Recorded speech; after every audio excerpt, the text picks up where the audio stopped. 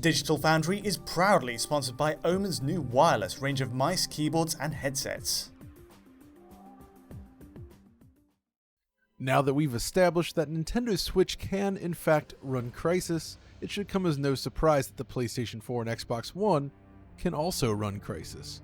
The question then becomes, how well? At last, we have our answer. Crysis Remastered is finally making its long-awaited debut on PlayStation 4 and Xbox systems alongside the PC version. Resident Crysis expert Alex Battaglia has already shared his experience with the all-important PC version, but for this video I will be instead focusing on the console experience. We'll check out the game on Xbox One and PlayStation 4, including every mode on offer when using one of the enhanced machines, while stacking this version up against the recent Switch release and discussing its performance. All that and more is coming up on this episode of Digital Foundry.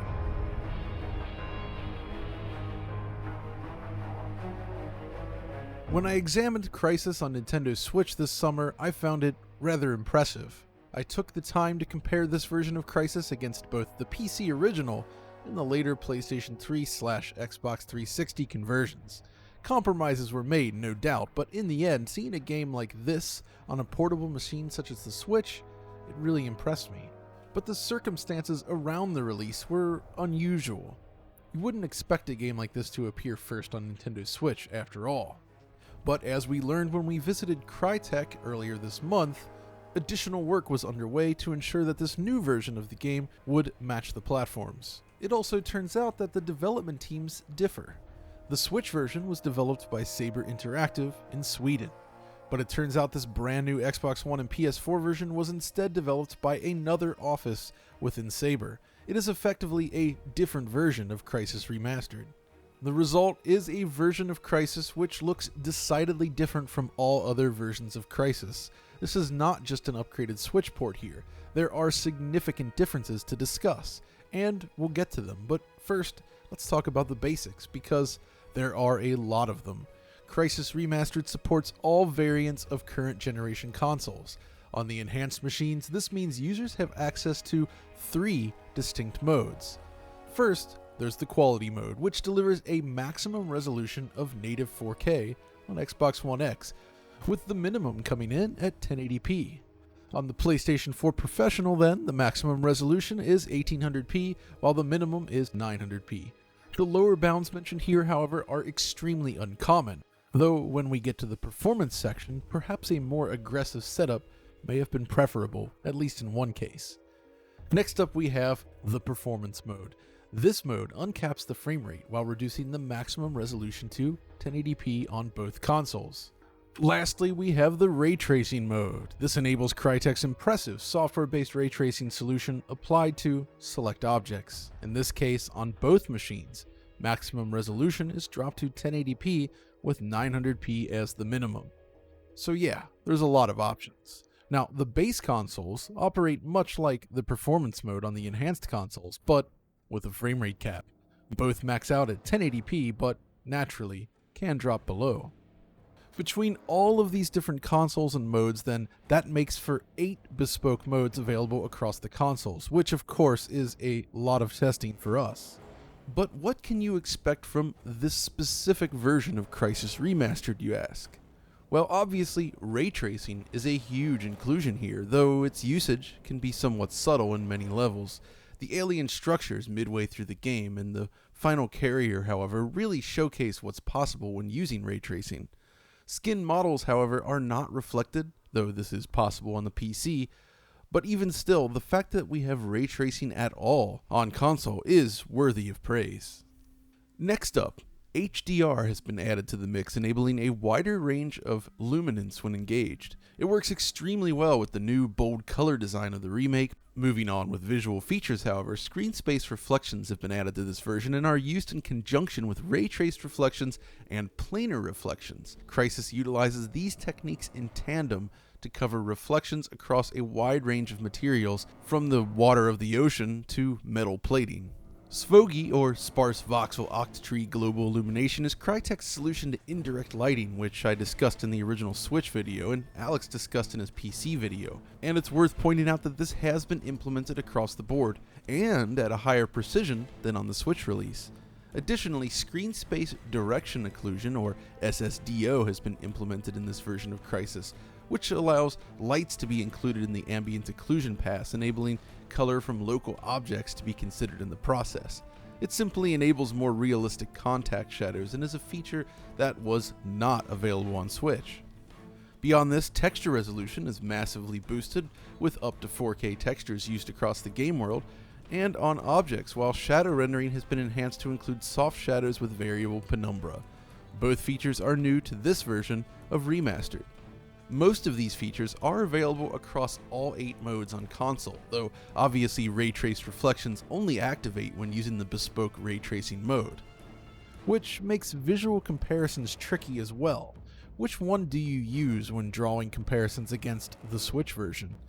I opted to select the Xbox One X version running with ray tracing enabled, the best mode when it comes to visuals across the consoles. However, the fight isn't as unfair as it may seem, so let's get into it. Starting with the second mission, straight away, differences are evident. While time of day is comparable, the way in which the scene reacts to light differs significantly between the two. Furthermore, the disintegration effect here differs completely between them. Now, as we gaze out across the forest, then you may note the variation in tone between the two iterations. On Xbox One, the world is bathed in a strong greenish hue, while on Switch, with less visible vegetation of course, it takes on a sandier look. As we move forward then, this continues. The sky on Switch is blindingly bright, simulating the glow of a bright sunny day as it filters through the trees, while Xbox appears to exhibit its own very different contrast. Both are appealing, I think, but the difference is certainly curious. Now further down the path, we're given our first look at draw distance. You may notice that more visible detail can be observed on the Xbox from this location when compared to Switch. Furthermore, the palm tree shadows are of higher quality, as are the textures, which are not only higher resolution on Xbox, they're completely different.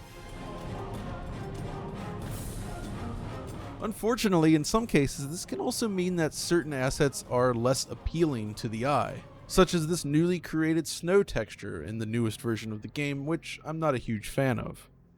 Now, as we continue, you might note a significant difference in how interior lighting is handled, perhaps due to some variation in SVOGI along with other changes, but you can clearly see what I mean. Of course, it also looks rather different from the original game, which, of course, lacks SVOGI. The time of day is clearly the same as well based on the position of the shadows. It's simply the case that the light is handled differently between the two versions.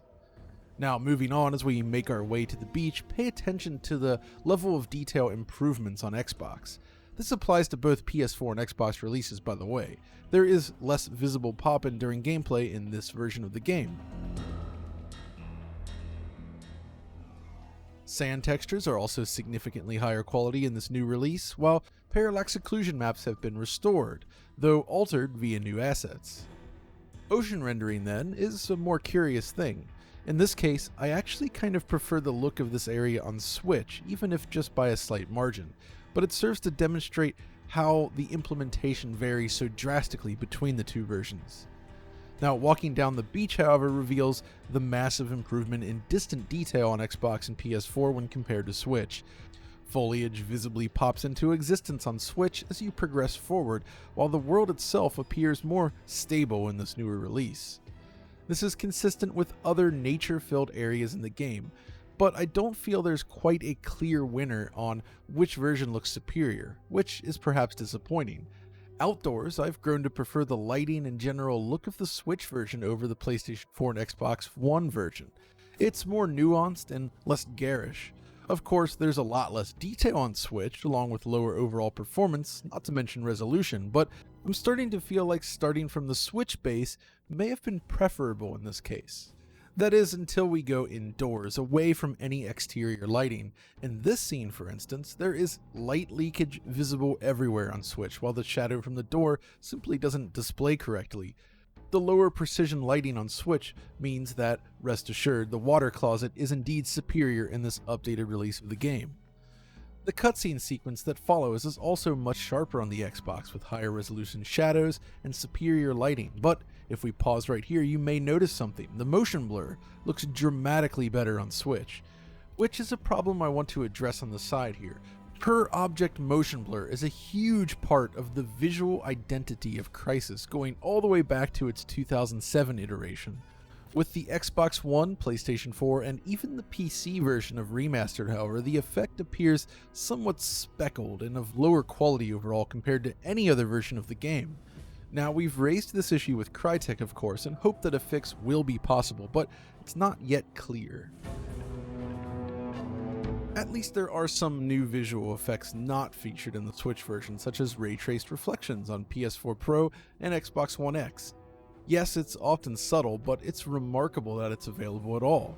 This is, without a doubt, the most surprising addition to the package. Naturally, the PC version greatly expands upon the ray tracing features available, but the fact that it's here at all is really something to celebrate. It's an impressive achievement. In addition, the game still mixes in screen space and planar reflections for larger bodies of water, which definitely helps improve visuals. This is most evident in this area. You notice that on Switch, screen space reflections are entirely absent, leaving the surface looking rather strained in comparison. Really, the more I dug into this, the more I found things that differed between the two versions, which suggests that they started from two different places. For instance, in this cutscene here, which does look better on Xbox, I'd say, the light placement differs between the two, causing shadows to cast from different areas of the image. The Switch version is in fact closer to the original PC version light placement.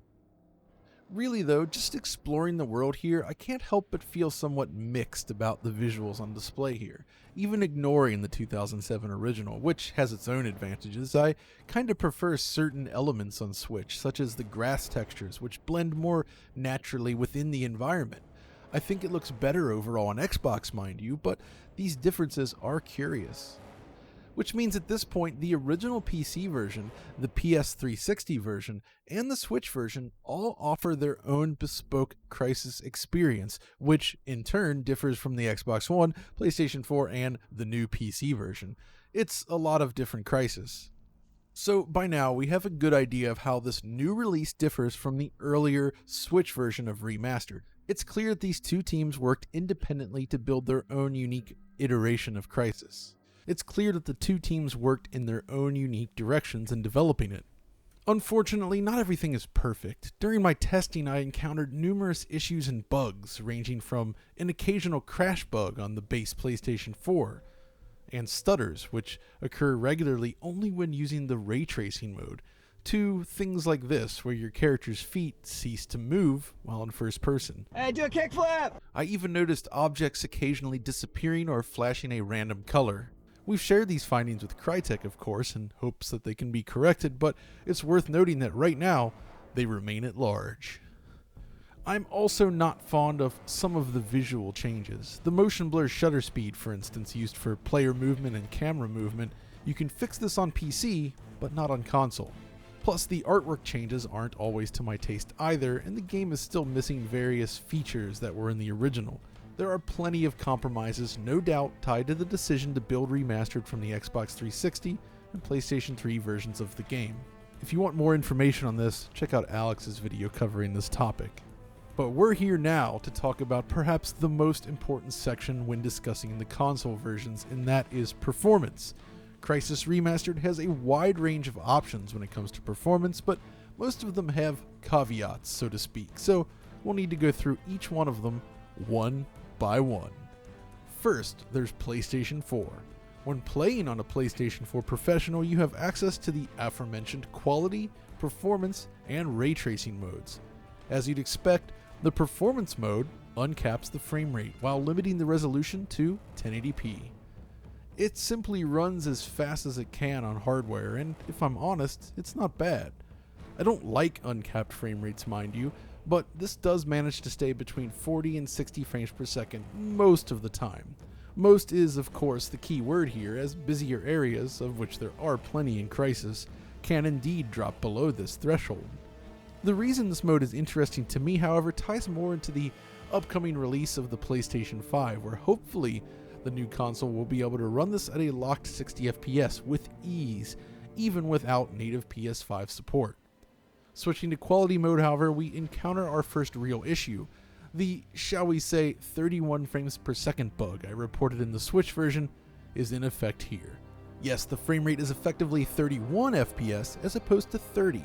This means there is a near constant judder present during gameplay. It never feels entirely smooth as a result, even if the performance remains steady. Now, by and large, quality mode is very stable, which is a good thing, but it's targeting the wrong frame rate and thus really isn't as smooth as it needs to be. Now, I've brought this to the attention of Crytek directly, and they are exploring options, but it seems to be a surprisingly difficult issue to pin down, so we can only hope for the best. Unfortunately, the ray tracing mode exhibits the same issue and runs similarly. Only in this mode, there is an additional stutter present, as I mentioned before, when moving through the world. It's a problem specific to using the ray tracing features on any version of Remastered, and yeah, it does rob the game of its fluidity.